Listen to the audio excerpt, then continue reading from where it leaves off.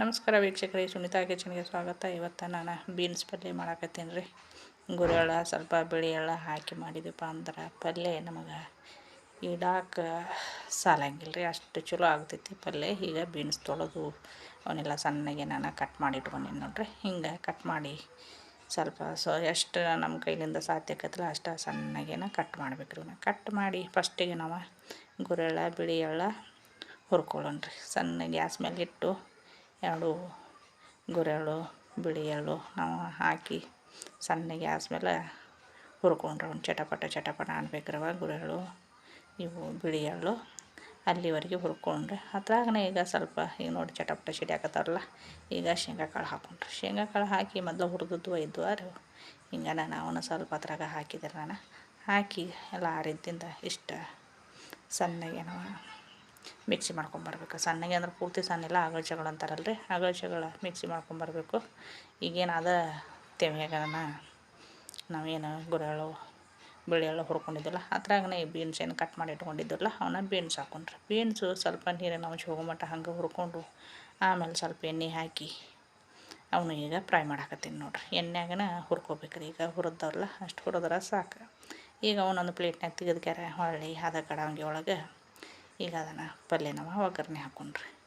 ಈಗ ಉಳ್ಳಾಗಡ್ಡಿ ಟಮಾಟೆ ಹಣ್ಣು ಕೂದಿಟ್ಕೊಂಡಿದ್ದೆ ನಾನು.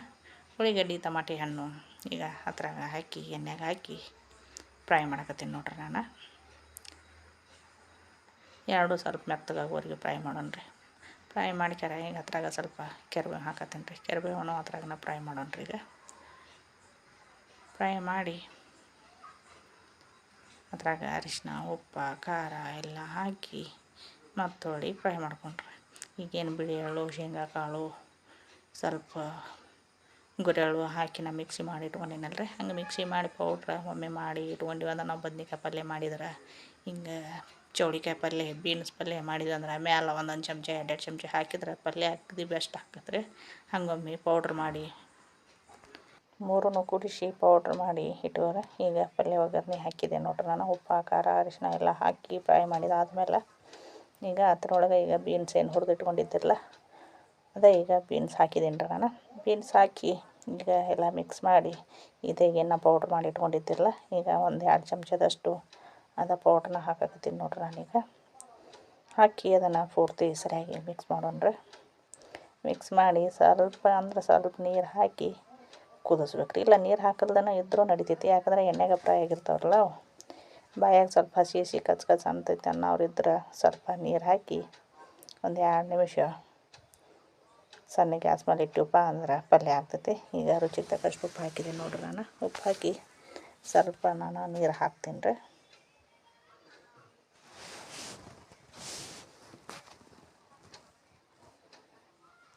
ಈಗ ಮಿಕ್ಸ್ ಆತಲ್ಲ, ಮಿಕ್ಸ್ ಆದಾದ್ಮೇಲೆ ಈಗ ಸ್ವಲ್ಪ ನೀರು ಹಾಕಾಕತ್ತೀನಿ ನೋಡ್ರಿ. ಇಷ್ಟ ನೀರು ಹಾಕಿ 1-5 ನಿಮಿಷ ಸಣ್ಣ ಗ್ಯಾಸ್ ಮೇಲೆ ನಾವು ಪ್ಲೇಟ್ ಮುಚ್ಚಿ ಇಟ್ಟಿವಪ್ಪ ಅಂದ್ರೆ ಪಲ್ಯ ನಮ್ಮದು ರೆಡಿ ಆದಂಗೆ ನನಗೆ.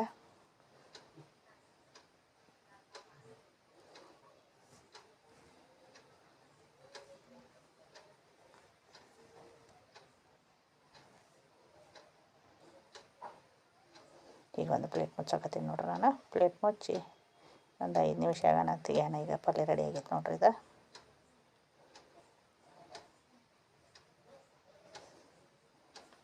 ರೊಟ್ಟಿ ಚಪಾತಿ ಅನ್ನದಿಂಬಲೆ ಎಲ್ಲದ್ರಿಂಬಲೆ ಪಲ್ಯ ಚಲೋ ಇರ್ತೈತೆ ರೀ ಇದು. ಒಮ್ಮೆ ನೀವು ಟ್ರೈ ಮಾಡಿರಿ, ಹೆಂಗೆ ಆಕತ್ತಂಥೇಳಿ ಕಮೆಂಟ್ ಮಾಡಿ ತಿಳಿಸ್ರಿ. ನಮಸ್ಕಾರ ವೀಕ್ಷಕರೇ.